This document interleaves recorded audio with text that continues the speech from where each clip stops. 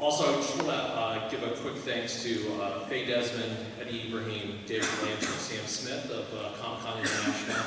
Their passion for promoting comics arts is evident in all aspects of Comic-Con International, and we appreciate them giving us the space and time to do this press conference to kick off the show.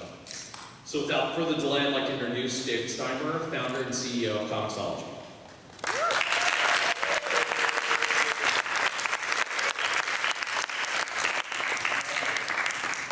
Thanks a lot for being here, everybody. Let's get right to it.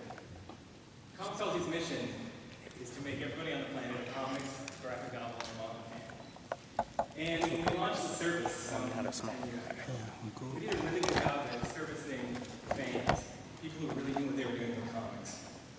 Let's face it, getting into comics is hard for many people. It's complicated, it's complex, not only from the big two, but through the whole thing. There's tons of books to get through. And so 2 years ago, we launched Comixology Unlimited. It's a service with thousands of comic books that you can read for 30 days free and then pay $6 a month. Super cheap, super easy to get into, not a lot of risk to try out a new book. It's been super successful. I'm happy to say that 55% of our new buyers come in through Comixology Unlimited, like hugely successful. And 50% of any buyers that were customers of Comixology before joining the service find a new publisher or creator to read. So super, super excited. But you know, with who we are, we always want to think bigger. So we were thinking about how do we do that. That's how we come up with Comixology Originals, our exclusive content line. So we debuted last year, and this is another way in which we can serve our mission by funding the creation of content we believe will resonate with new readers, and try out experiments with new content and new release patterns. It allows us as Comixology to experiment in ways that most publishers can't or won't. And then we can take the learnings from that and let them know what works. So, I want to point out the most important part. These books are free to read on any Amazon or Comixology reading service. That means if you have Comixology Unlimited or Kindle Unlimited subscription, it's free to read. But let's circle back to our mission of making everyone on the planet a comics, graphic novel, and manga fan. Any of the 100 million plus subscribers to Amazon Prime can read these books as part of their subscription through Prime Reading. If you don't know about Prime Reading, it's a really incredible program with thousands of really great books that are just part of your Prime subscription. And if you didn't know that, type in Prime Reading into Google and get yourself over there and check it out. Or type in Comixology Originals on Amazon.com and find out these really amazing books. As you may know, earlier this year we debuted a line of creator-owned content and a ton of newly translated manga. We're incredibly proud of these books and are grateful to the creators, these guys here in the front and in the first wave, who want to take this journey with us. I want to personally thank all of you guys for letting us give your incredible work a home and for joining us in our mission to make everybody on the planet a comics fan. Today we're announcing, and by the way have already made available to Comixology Unlimited, Kindle Unlimited, and Amazon Prime members, the newest wave of creator-owned content for Comixology Originals. I'm incredibly excited. I've read all of these books. I gave notes on the guided view, so when you're sitting there on the phone, you know, like I played around with it, half-handed still. I'm incredibly excited to introduce back to Kristian Donaldson, our head of content, and clearly our MC with that tuxedo, the guy who makes this all possible at Top of the New Room.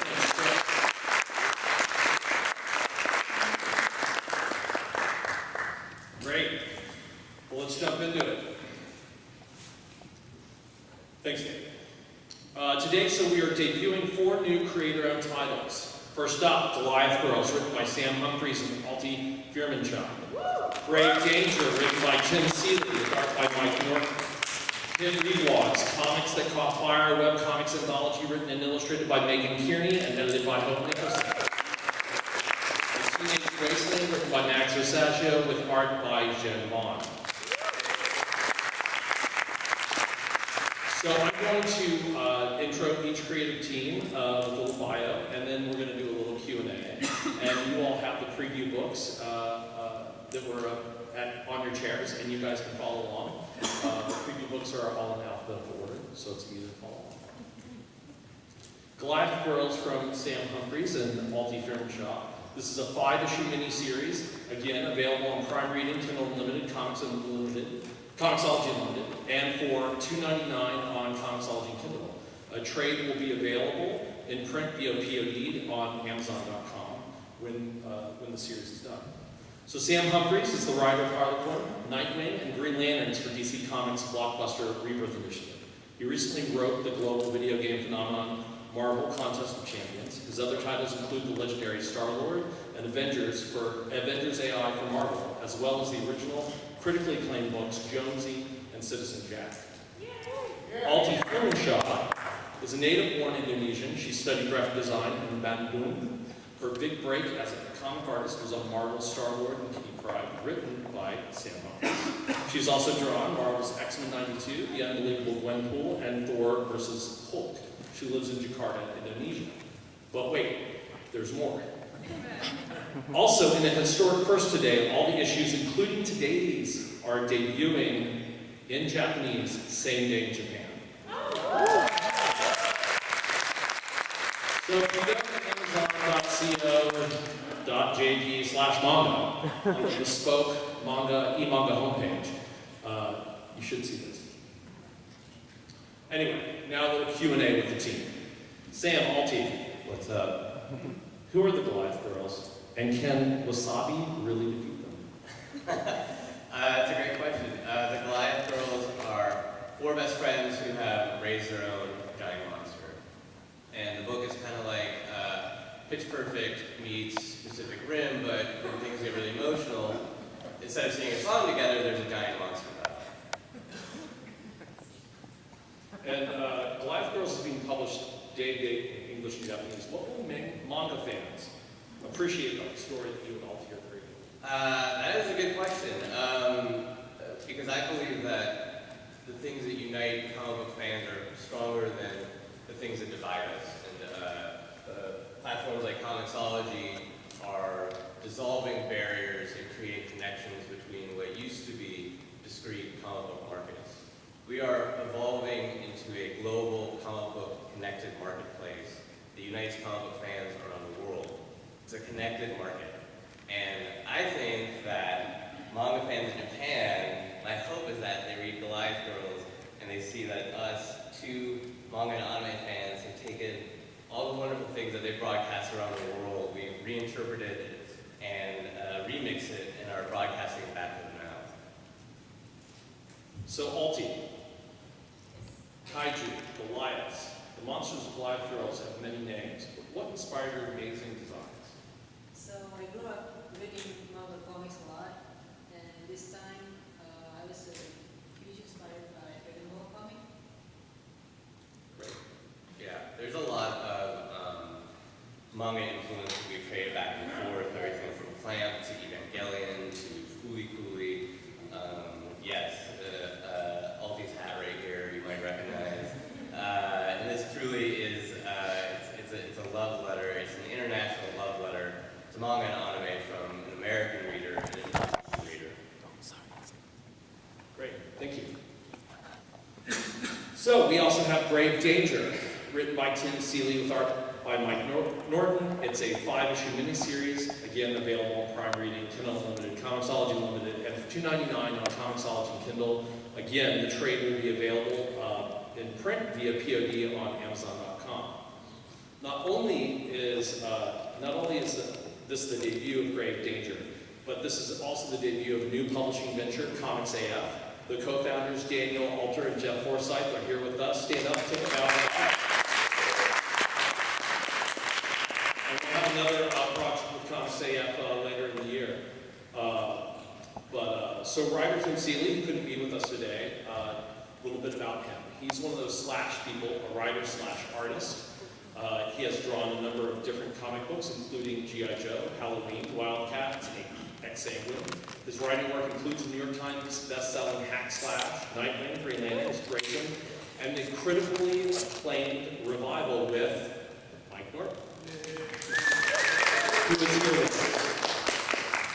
Mike is the creator of the Eisner Harvey Award-winning webcomic Battlefield. He's also the co-creator and artist of Revival, obviously, and the critically acclaimed Image series and Dark Horse comic series, The Answer with Dennis Hopkins. So Mike, Yes. with the secret agent, zombies, and planet labs, Grave Danger brings together a lot of terrific genre elements. Did you intend to make an espionage horror unit mashup, or is this a fictionalized autobiography? Like the Disney movie Condor Man, everything that happens in the comic actually happens. We have to experience it or Did you just make a Condor Man? Well, that actually speaks to the comic because the main character, Grave Danger, she is a woman who's been raised by vampires on a set of basically like 10 DVDs and VHS tapes, and so she only relates to the world in basically dialogue from old crappy 80s movies. So she sees herself as James Bond, and she acts like James Bond, but she's not James Bond. She's fighting werewolves and vampires and all kinds of weird things that go bump in the night, and she does it with style and really awkward. Great.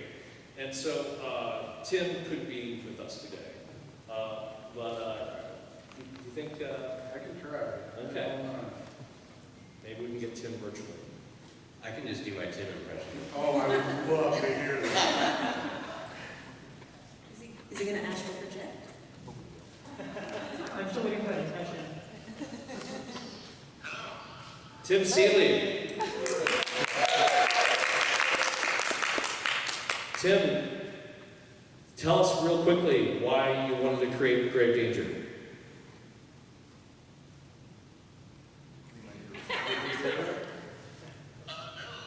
He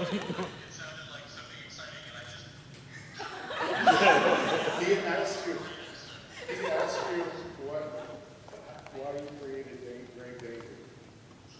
Oh, I mean, I basically just wanted to make up a character who could be cool and likable and run around in a giant universe in which any story we wanted to do, we could do.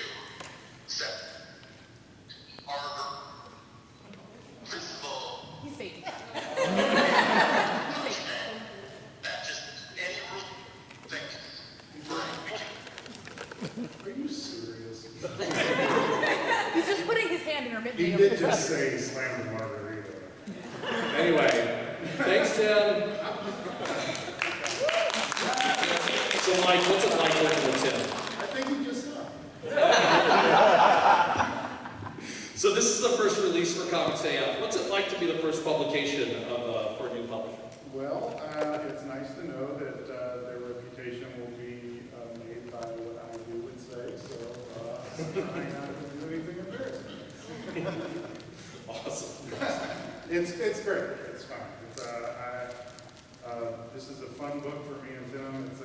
It's something we haven't done before after 5 years of drawing a very depressing story in the snow. It's nice to do something that involves every crazy thing we had in our childhood, put into an interesting new character that I think people will relate to, and hopefully you'll read it. Great. Thanks, Mike. Thanks for trying to get Tim on. Next up, we have hit reblog, Comics That Caught Fire, a 130-page web comics anthology written and illustrated by Megan Kearney and edited by Hope Nicholson, and done in conjunction with Hope's Bedside Press.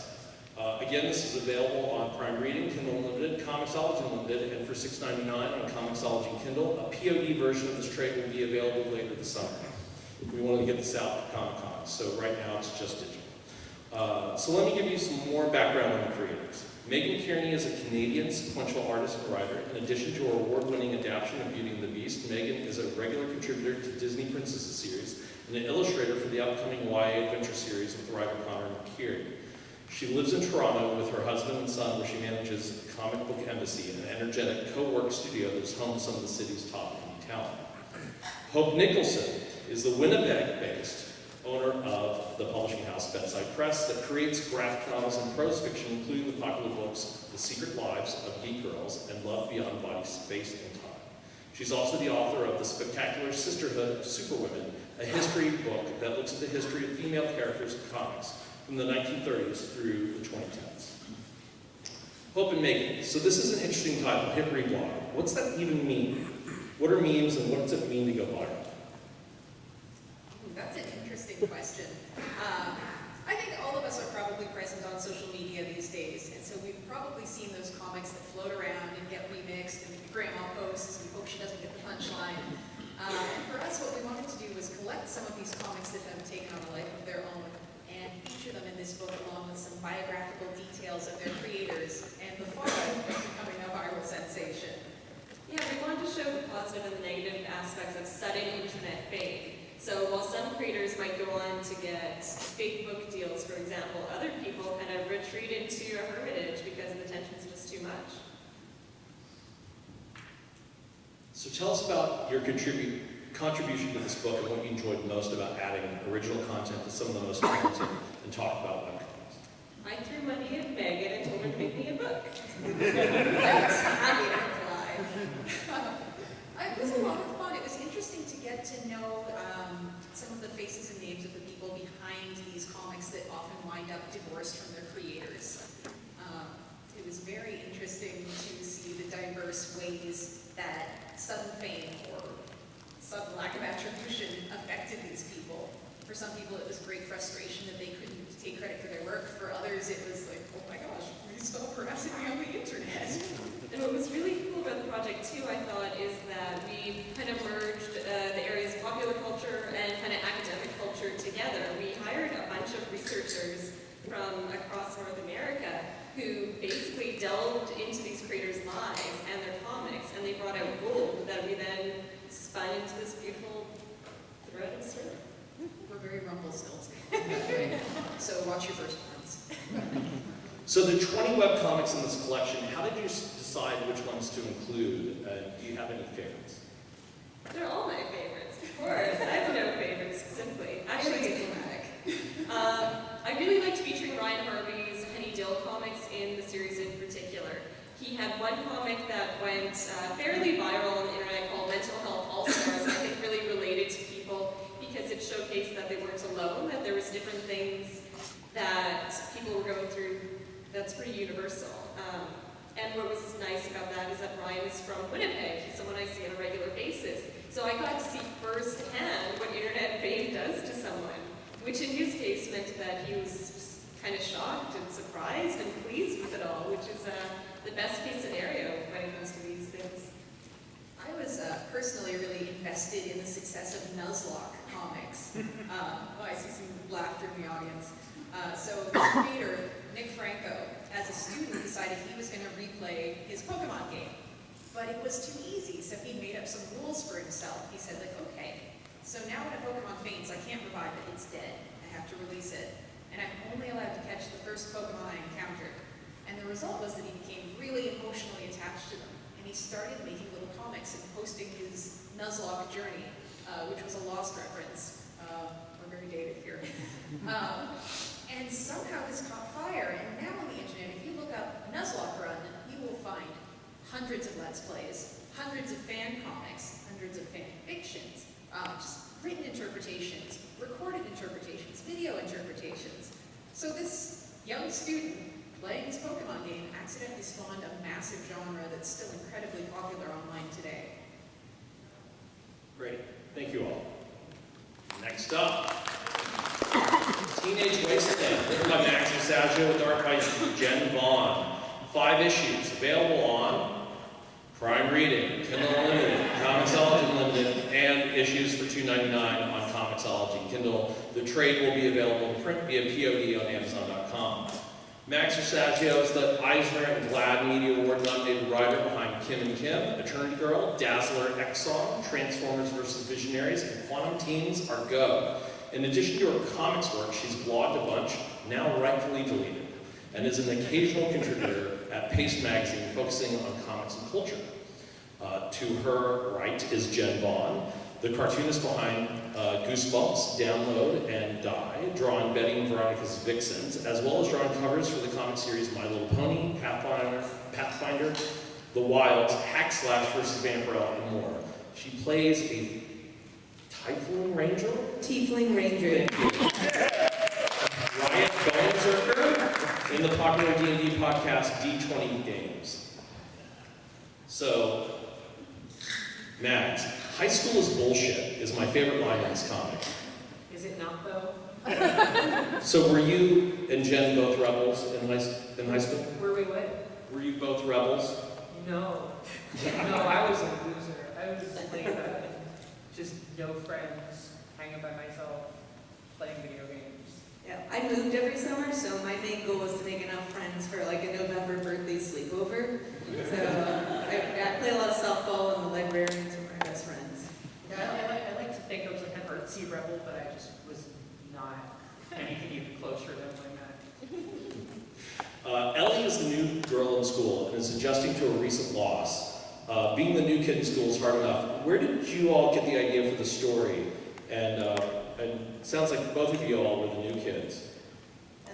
I mean, so the basic idea just sort of came from I'm doing a lot of like fiction lately that's sort of revolving around high school, and I guess I'm just sort of trying to construct a more exciting version of teenagerdom than I actually had.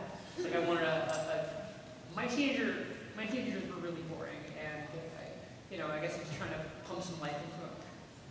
Yeah, there was a good back and forth where I handed Max a drawing I made of like a magical girl in a battle steed, and I was like, what do you think? She's like, can we set it in the 90s? I was like, yes. Maybe the slacker kids? And I was like, yes! And then like it blew up from there.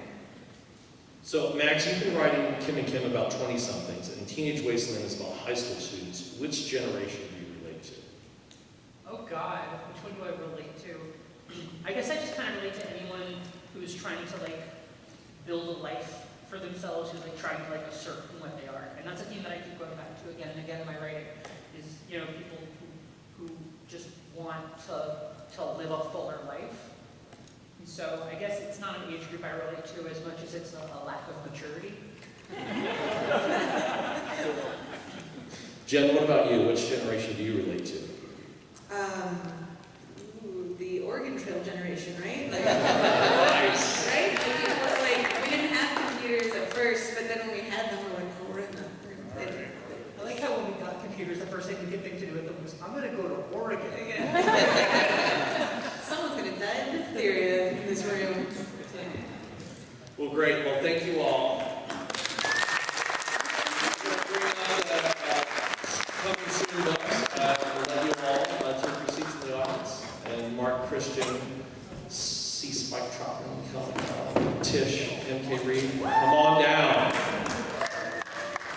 And while we're changing seats, we have this important information.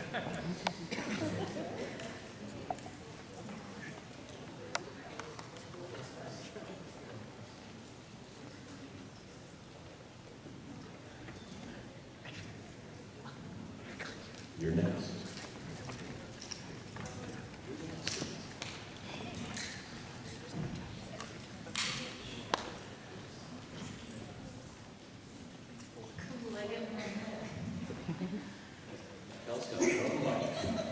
Okay, let's start.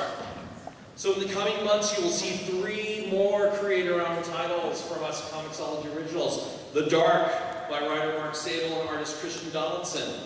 Delver by co-writers C. Spike Trotman and MK Reed with art by Tish Doolin. And The Stone King, written by Kel McDonald with art by Tyler Crook, who sadly cannot be here with us at the show. Again, I'm going to announce each book, talk about the creative team's biographies, and ask a couple of questions. So, The Dark, written by Mark Sable and drawn by Kristian Donaldson, will be a 120-page original graphic novel available digitally on Prime Reading, Kindle Unlimited, Comixology Unlimited, on Comixology and Kindle for $6.99. The trade will be available in print via POD on Amazon.com, and this title is currently available for pre-order today in digital. Mark Sable is a writer, educator, and futurist. He's written such characters as Spider-Man and Batman from Marvel and DC. He's best known for his creator work, such as Image Comics' Graveyard of Empires with Paul Azaceta, and Unthinkable with Julian Tino Tedesco. Mark also teaches writing for the School of Visual Arts Visual Narrative MFA program. Kristian Donaldson, to Mark's left, is known for his handsomeness, his physical injury. Oh, this is your old bio that I made you correct. Anyway, Kristian's a great artist who writes funny bios, but he's amazing. He draws in 3 dimensions, and he went to SCAD. And he worked on the massive supermarket in DMZ. How did I miss that? Anyway, Mark, the Dark is full of some crazy futuristic stuff. Where did the idea for the book come from? So, like you said, one of the things I do is I'm a futurist. I work with a think tank called the Atlantic Council for something called the Art of the Future. And what it is it puts creative people together with people in the military, intelligence, scientific communities, and policymakers, and we help try to envision what the future of conflict is, so hopefully we can prevent it. So in this case, the Dark is a near future story that takes place in a world where a cyber attack has not only wiped out the internet, but taken out the grid worldwide. And that's sort of where the inspiration for it came from. And Kristian has basically literally created that world in 3D, which is something. Don't steal my next question. So Kristian, what's it like to literally create that world? It's really fun. It's cool.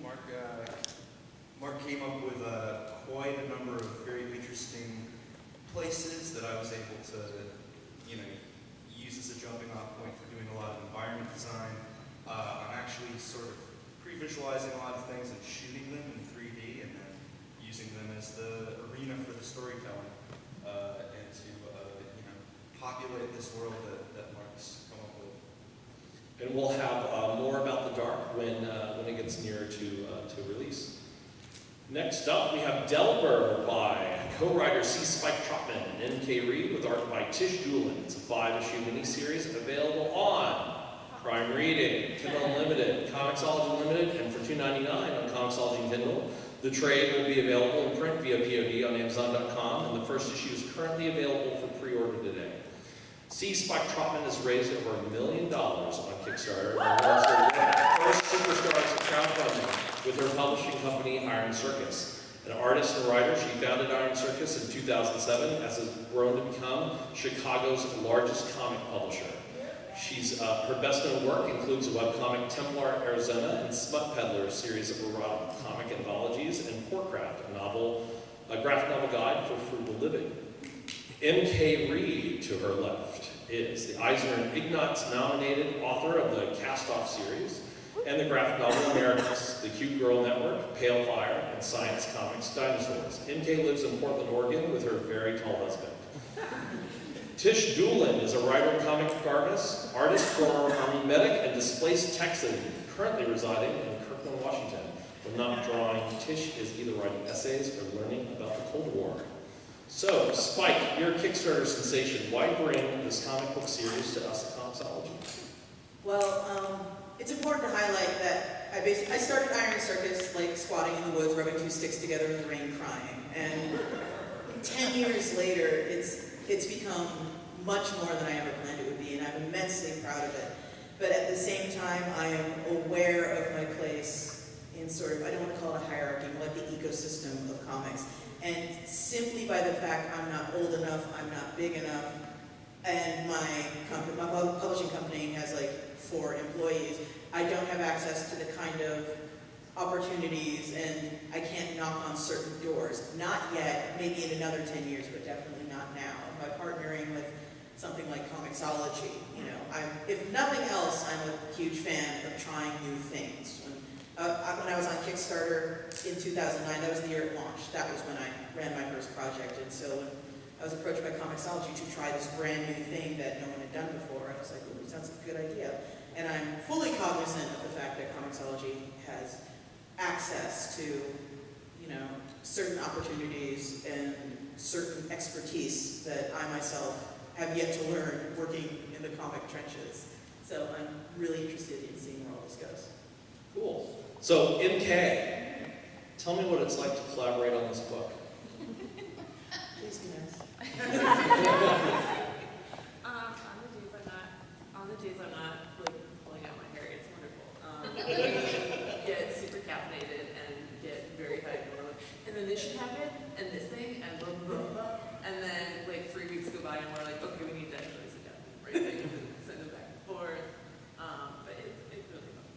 So what's, without spoiling anything, what's in store for Delbert? Well, the way I always picture it is, the tagline for Iron Circus Comics is strange and amazing, which is something you see on a lot of freak show banners, but it's also kind of part of my philosophy of what appeals to me story-wise. And I'm of the opinion that a lot of stories, and I'm not just talking about comics, this also sort of goes into novels and video games just in general, especially a lot of what you would refer to as hero tales. There's this full spectrum of story that you see, but out there, but you only see this tiny sliver. You see it from the hero's perspective, and there's not necessarily anything wrong with that. But I always think about something Terry Pratchett said when folks asked him how he got his ideas. He says, I get them by being really, really boring and really intolerant of just, someone going, don't worry about it. It's like, no, I need this explained to me.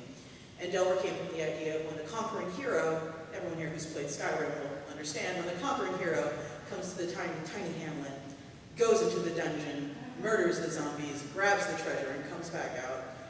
That's what we're all usually focusing on, but I want to hear more about this hamlet that you go out to feed the pigs one day and there's 15 dead Vikings in your backyard. It's like, you don't get to come kill everything and leave. You have to live there. And that's kind of where Delbert's coming from. It's about the people that have to live with the new horror that has spawned in their cornfield. And so Tish, what's it like to collaborate with MK and Spike? Oh, it's loud. I have important ideas.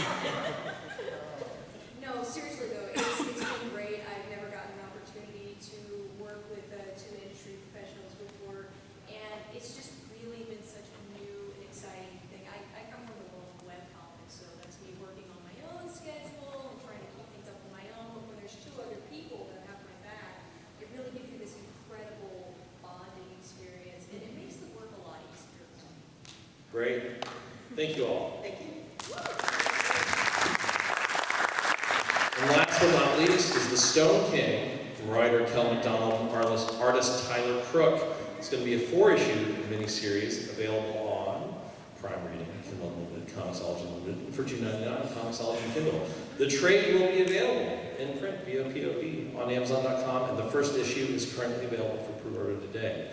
Tyler Crook, who's best known for his work with Colin Bunn on Harrow County for Dark Horse Comics, and has received the Eisner Award nomination for Best New Series in 2016, and won the ongoing series for Best Ongoing Series Ghastly Awards in 2015 and 2016, couldn't be with us. So we have Kel, who will represent the team. And Kel's been working in comics for over a decade. Most of that time has been spent on her webcomic Sorcery 101. More recently, she has organized the Cautionary Fables and Fairy Tales anthology series, while contributing to other anthologies like Smut Peddler and Sleep of Reason. Kel is also a Kickstarter phenom. She has worked on comics like Buffy the High School Years, and recently finished her creator-owned series Misfits of Avalon for Dark Horse. And she's currently working on her self-published series The City Between.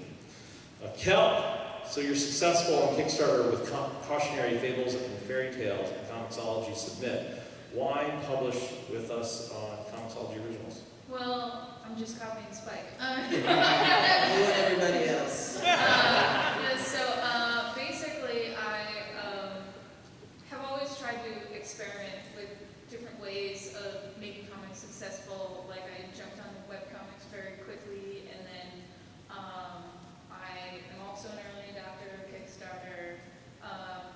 But the reason why I haven't made over $1 million on Kickstarter is because I tried to do a few more experimental stuff on Kickstarter, like one that's like, what if I did a Kickstarter that's all digital and no shipping, and what if I did one that's for like a tinier thing, and I'm just always trying to find new things to figure out how to make my comics pay my rent. There you go.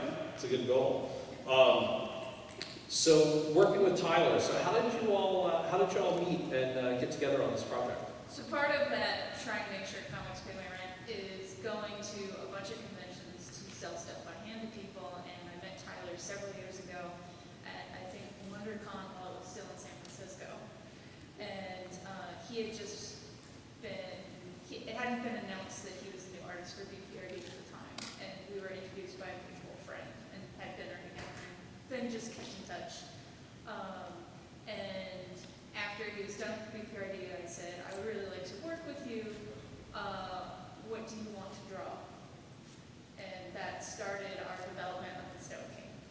And how did that come about? There's a good story there that you told me So, yesterday. do you have slides of the preview page? They all have a preview. Okay, so there's the preview page, that's the big Stone King giant walking, and basically Tyler explained that image, and I said, I will make up a story to go with that image. So this is the story behind that image, and so it kind of like, he gave me the first visual, and I worked from there, so.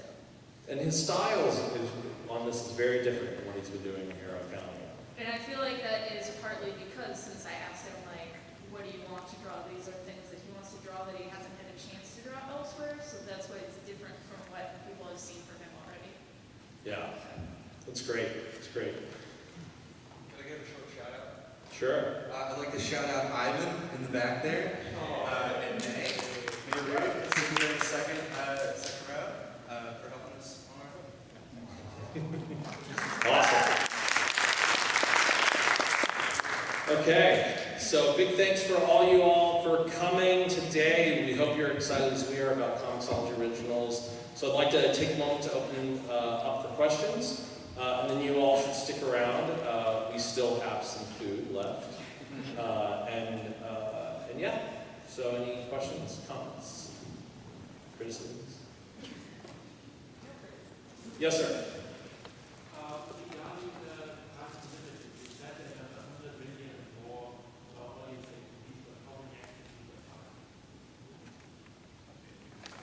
Yeah, it's not. That's not information. Unfortunately, it's public. The information that's been publicly revealed about Prime is that there's over 100 million Prime customers. I have a question for Sam and the Goliath Girls team. Yeah. Okay. Are you guys working with the Japanese translators, or do you guys do the Japanese writing yourselves? Or I'm totally curious about that process, because I think it's really cool that you guys are doing that. Go ahead. Yeah. That's a great question because I've never ever done anything like this before. And we have a great editor, Janine Schaefer, who has handled international translation before, so she really paved the way for us. We work with a translator in Japan who, I don't think he really wants his name known, his real name known. I just know his real name, so I won't say it. And he and I work together a lot on the translation, specifically like some of the names and references. I made a joke about scraping resin from a coffee maker machine. He wanted a lot of clarification on that. And some of the other things in there, some of the other references, we talked a lot about how to translate the name. The name of the book was like a really big thing, like which way we wanted to go. There are a lot of options. But he's done translation work for Western comics before, and he works with a letterer, a technical designer over there, and then he does all the lettering changes for us. That's really cool. Thank you. It's been a real education. It's been a lot of fun.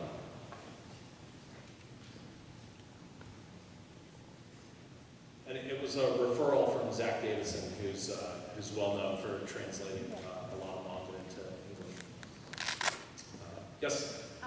In terms of how Comixology picks its creators, is it that you have people teaching you guys? Do you reach out to certain people? Is it the link? Because all of them seem to be about current issues. Yeah, right now we're very selective in reaching out to people. We're looking for projects that would be great for if it's someone's first comic, and so we're trying to do things that may or may not be supported in the direct market in the retail marketplace. So, but yeah, it's something that we're curating. Back in. So guided view is a huge part of what the Comixology reading experience is. And for all of the creators, whoever feels like they have something they want to say about this, knowing that your book is probably going to get ready guided view before any other type of format, how are you thinking about that when you're thinking about how it's laid out, how the story is paced? Well, one of the things that we've done is we actually have a guide that we've come up with and shared with all the creators about how to optimize for guided view. David, you want to talk about that? Yeah. Just trying to use love.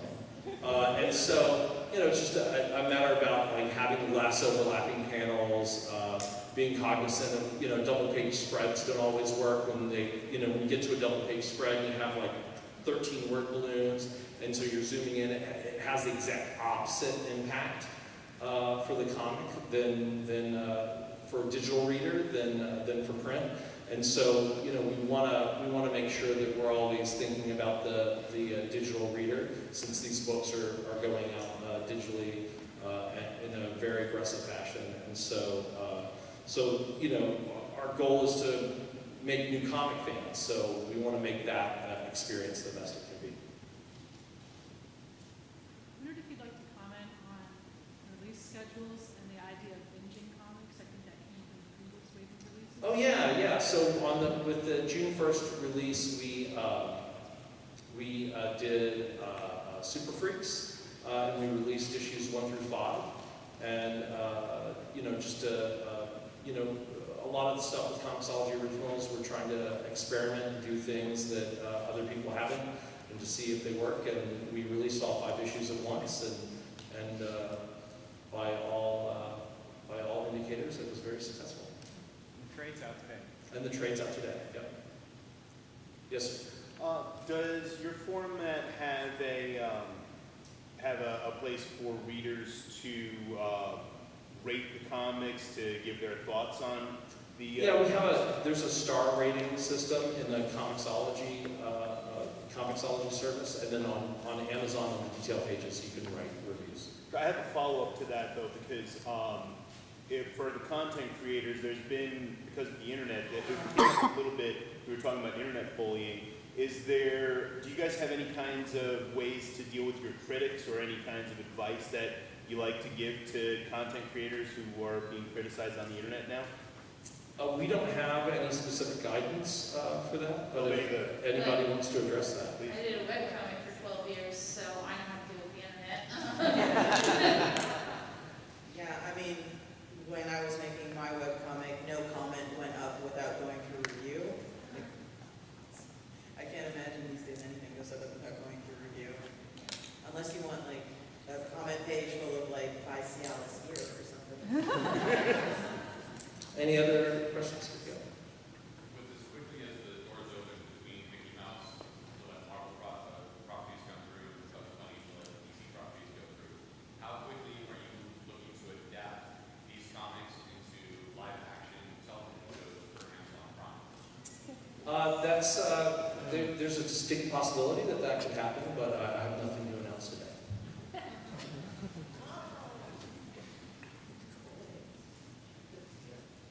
Chip, let me get my facts right here. So the first 4 books are available immediately on the platform, right? The ones that I went through, yeah. So Teenage Wasteland, Brave Danger, Hit Reblog, and Live Girls are all available right now. They went live at the beginning of the press conference. Cool. And the next 3 will be later this year? Coming soon. Okay. Okay. Well, thank you all so much. And again,